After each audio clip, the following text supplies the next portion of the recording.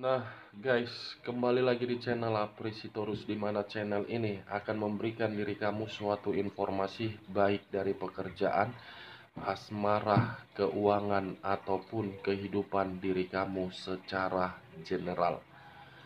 Sebelum saya memberikan suatu informasi dari beberapa aspek yang akan saya berikan terhadap diri kamu, saya juga mengingatkan kepada teman-teman, informasi yang saya berikan terhadap diri kamu bukan suatu acuan ataupun suatu keputusan untuk kamu ambil dan untuk kamu terima. Saya hanya bisa memberikan diri kamu suatu informasi berdasarkan kartu yang saya pegang ini.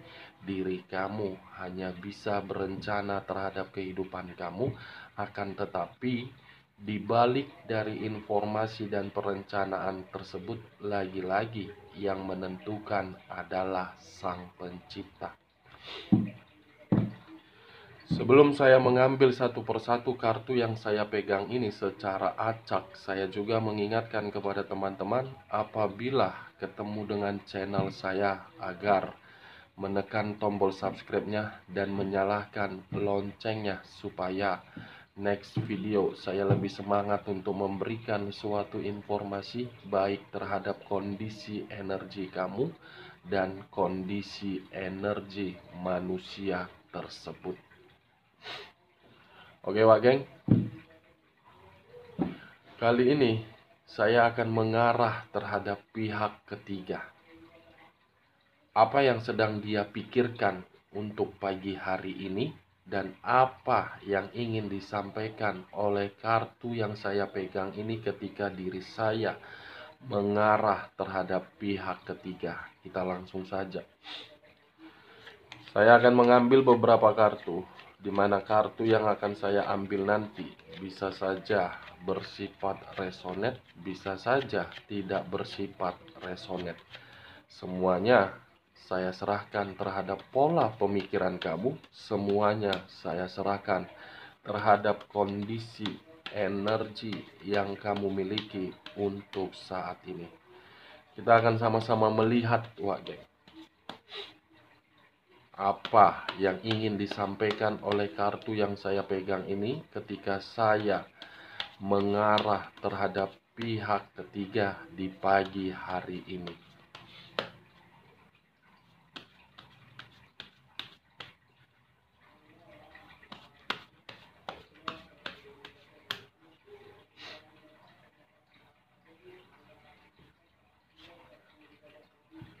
Muncul kartu Ace of Swords. Sekali lagi saya mengatakan muncul kartu Ace of Swords. Di mana kemunculan kartu yang saya pegang ini, seseorang yang memegang satu pedang. Pedang yang dipegang bisa saja mengarah terhadap hal positif dan bisa saja mengarah terhadap hal negatif. Kalau saya menarik dari hal negatif, mungkin ada sesuatu hal di luar dari dugaan pihak ketiga sudah terjadi atau memang akan terjadi dalam waktu dekat ini, di mana hal tersebut akan membuat pihak ketiga merasa seperti orang yang benar-benar disalahkan dan dipojokkan. Kalau saya mencoba untuk menarik dari hal positifnya, kartu yang saya pegang ini seakan-akan pihak ketiga ingin mendapatkan sesuatu hal, tetapi sesuatu hal itu bukan berdasarkan dari perasaan, tetapi berdasarkan dari sesuatu yang bersifat gairah. As of Sword, pedang, Wak Geng. Kita lihat kartu berikutnya. Oh alah, benar-benar mencerminkan sifat dan karakter dari pihak ketiga sepertinya. Sepertinya kalau saya mengarah terhadap pihak ketiga tetapi tidak menyalahkan dan tidak menyudutkan, sepertinya hampir semua sifat dan karakter yang dimiliki oleh pihak ketiga itu hanya bersifat ingin mendapatkan suatu keuntungan apabila masuk di dalam kebahagiaan orang lain. Seven of Swords, seakan-akan pihak ketiga ini mencurangi dan mencurangi dan mencurangi. Ada kondisi yang selalu membuat diri dia merasa diuntungkan. Saya rasa hal yang bisa memberikan diri dia itu keuntungan karena memang pihak ketiga sangat licik, melebihi kelicikan dari iblis. Hampir sama lah Wak Geng, bukan melebihi. Hampir sama sifat dan karakter pihak ketiga dengan iblis, hanya untuk hadir merusak kebahagiaan orang lain. Ternyata masih ada satu pemikiran yang menempel di dalam pihak ketiga yang dimana berupa kelicikan. Berarti kalau saya mengaitkan terhadap kartu pertama, ini bukan mengarah terhadap hal positif, tetapi mengarah terhadap hal negatif, yang dimana hal negatif tersebut merugikan orang lain dan menguntungkan pihak lain. Ada satu pengkhianatan yang sedang terjadi nih, atau ada pengkhianatan yang sudah tiba-tiba muncul, membuat kondisi pihak ketiga merasa disalahkan. Atau bisa saja pihak ketiga merasa disalahkan karena manusia yang pernah kamu prioritaskan tidak mau ketahuan kebusukannya. Sama-sama kartu pedang yang keluar. Sama-sama pedang yang seakan-akan pedang ini tidak menyimpulkan suatu ketenangan, tetapi menyimpulkan satu kebusukan yang sama-sama mempermainkan kebusukan itu. Saya tidak menyudutkan pihak ketiga dan tidak membenarkan manusia tersebut, tetapi kedua kartu yang saya pegang ini membuktikan ada kecurangan di dalam hubungan perselingkuhan tersebut. Itu dia Wak. Jadi diri kamu santai saja. Kalau dia pergi meninggalkan diri kamu dan lebih memilih kelicikan di dalam hubungan dia terhadap pihak lain, biarkan saja dia menikmati hubungan tersebut. Karena hubungan itu hanya bersifat kelicikan. Tidak akan pernah bertahan lama kalau hubungan itu hanya bersifat kelicikan. Yakinlah. Sedangkan orang yang melakukan hubungan berdasarkan perasaan belum tentu bisa menjamin perasaan tersebut di masa tua. Apalagi hubungan yang dimana dijalankan telah merusak hubungan orang lain. Belum tentu. Paling hanya sebulan, seminggu, 3 minggu, 2 bulan hubungan itu berjalan. Tetapi berjalannya hubungan itu bukan berdasarkan perasaan. Antara memberi dan diberi. Ingat, Wak. Itu dia. Jadi diri kamu tidak usah terlalu memikirkan, wah dia kan seperti ini, wah saya seperti ini, wah pihak ketiganya seperti ini. Ingat, permainan waktu ada satu momen yang akan mengubah kamu. Permainan waktu akan membuat satu permainan terhadap pihak ketiga dan permainan terhadap manusia itu. Pasti ada. Itu saja, Wak. Dua kartu ini benar-benar saling licik. Nih, Knight of Wands, laki-laki yang menaiki satu kuda, memegang satu tongkat. Tongkat yang dipegang ini seakan-akan kehadiran orang lain. Sama-sama ibaratnya yang satu memanipulatif, yang satu menyimpan kebusukan. Nah, muncul kartu The Temperance, kartu yang mengarah terhadap unsur api yang berlambangkan 3 zodiak, Aries, Leo, dan Sagittarius. Kalau saya mengesampingkan ketiga zodiak yang saya katakan tadi, kartu ini membuktikan hubungan itu tidak lagi seimbang, hubungan itu tidak lagi harmonis, hubungan itu tidak lagi rukun. Hubungan itu tidak lagi memiliki komitmen agar bisa dijaga. Ini dia. salah satu pihak yang menganggap hubungan perselingkuhan itu harus diprioritaskan, tetapi hubungan itu semakin lama menyadarkan salah satu pihak agar hubungan itu ditinggalkan, lebih mencari orang lain daripada kembali terhadap diri kamu. Bagaimana mungkin dia kembali terhadap diri kamu? Mungkin dia merasa malu, dan kamu pun mungkin tidak mau kembali terhadap diri dia. Itu dia Wage. Kita lihat kartu berikutnya, The Hangman.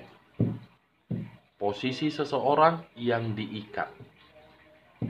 Kepala di bawah, kaki di atas. Kalau saya mencoba untuk mengangkat kepala di bawah, dalam arti sudah berkorban, sudah diperjuangkan, sudah memberikan apa yang diminta, dan sudah memberikan kemewahan, dan sudah memberikan kestabilan terhadap kondisi keuangan, tetapi manusia itu dicurangi.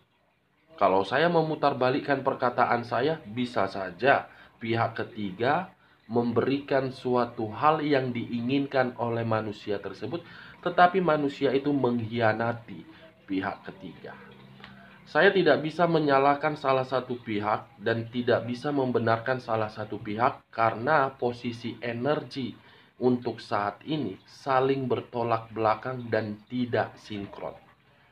Itu saja, Wak Geng. Mungkin manusia itu yang mencurangi dan mungkin pihak ketiga yang mencurangi. Akibat dari kecurangan tersebut, akibat dari pengkhianatan tersebut, hubungan itu tidak lagi rukun, tidak lagi stabil, dan tidak lagi seimbang. The Wheel of Fortune. Ada sesuatu hal yang sedang ditunggu di dalam hubungan itu. Seperti menunggu suatu perubahan, atau seperti orang yang menunggu suatu kesempatan agar hubungan tersebut bisa dibangkitkan kembali. Tetapi waktu berjalan, waktu membuktikan, dan waktu memperlihatkan hubungan itu hanya sekedar pengkhianatan dan materi. Karena salah satu pihak ada yang sangat jahat, karena salah satu pihak cukup berbahaya. Itu dia Wage. Kita lihat kartu berikutnya.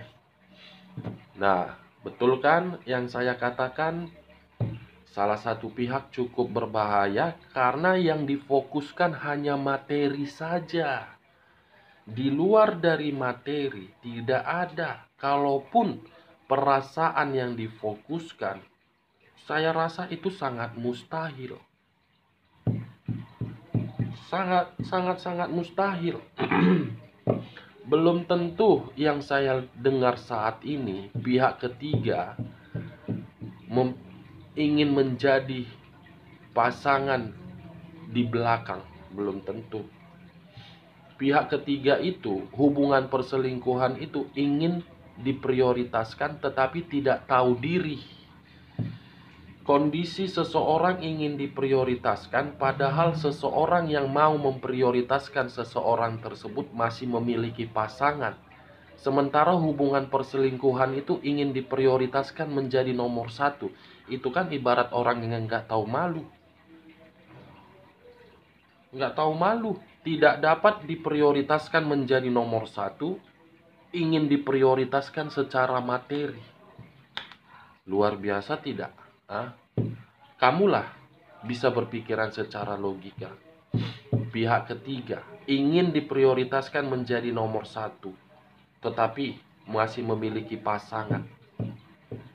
Seperti kamu contohnya, kamu belum ada keputusan untuk berpisah, tetapi pasangan kamu memiliki selingkuhan, selingkuhannya ingin dijadikan nomor satu. Kan luar biasa. Manusia nggak tahu malu.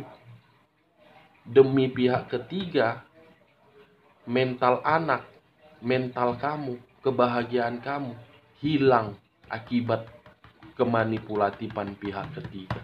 Saya tidak bisa menyalahkan pihak ketiga dan tidak bisa membenarkan pihak ketiga.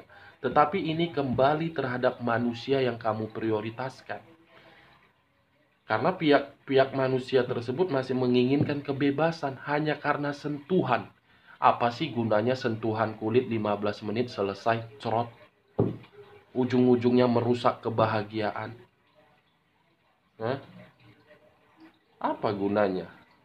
15 menit langsung selesai, trot, puas. Tetapi dampaknya mental untuk kedepannya. Wow, luar biasa. Ini kartu yang saya pegang ini jadi terpancing emosi saya, Wak Geng. Luar biasa, ada kecurangan. Sudah merusak kebahagiaan orang lain, tetapi belum merasa puas untuk membuat orang yang pernah ditinggalkan ketika memprioritaskan manusia itu ditinggalkan pula. Ibarat sudah merusak kebahagiaan kamu, manusia itu memilih pihak ketiga meninggalkan manusia ini seperti sampah, hanya membutuhkan materi. Itulah ibarat ani-ani. Ani-ani masih bisa memiliki harga diri, tetapi ini lebih. Ini Dewa Geng. Bagaimana perkataan saya? Maaf kalau perkataan saya agak sedikit ngelantur, tetapi itulah mulut saya. Saya berbicara apa adanya, to the point, belak-belakan. Kita lihat kartu berikutnya. Nah, Nine of Cups. Ini pihak ketiga lagi ada hubungan terhadap orang lain ini.